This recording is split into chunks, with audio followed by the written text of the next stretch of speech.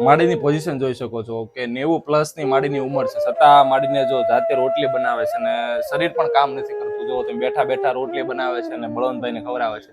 બળવંતભાઈના marriage નથી થયા અને બંને પગેથી અપંગ છે, એટલે આવી રીતે આ ફેમિલી એનું ગુજરાન ચલાવે છે. આપણે એની દુઃખ જોઈ પણ ના શકીએ કે માડીની એટલી ઉંમર હોવા છતાં માડી પોતાના દીકરા માટે કેવું બલિદાન, એટલે આપણે એક શીખવા મળે એક માનું બલિદાન એના દીકરા માટે ખૂબ જ જરૂરી છે.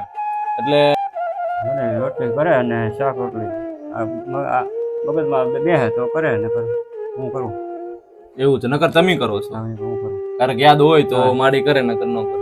અને માડીને મગજમાં હોય ત્યારે એ જમવાનું બનાવે છે, ના હોય તો બળવંતભાઈ જાતે જમવાનું બનાવે છે. એટલે કઈ નહીં, આ ફેમિલીને આપણે બને એટલી હેલ્પ કરવાની છે. આપણે એક ભાઈ માટે સાયકલની અથવા બાઇકની જરૂર છે, 3 વ્હીલ, જે ભાઈ પોતાના માડીને દવાખાને લઈ જઈ શકે અને પોતાના કરિયાણું દુકાનનું લાવી શકે, ઘરનું લાવી શકે.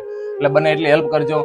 અને તમારી આજુબાજુ કોઈ પણ એવા લોકો હોય તો ચોક્કસથી અમારો કોન્ટેક્ટ કરજો અને આ રીલ્સને બને એટલી શેર કરજો, જેથી કરીને આ બેનને માડીને અને ભાઈને હેલ્પ કરજો.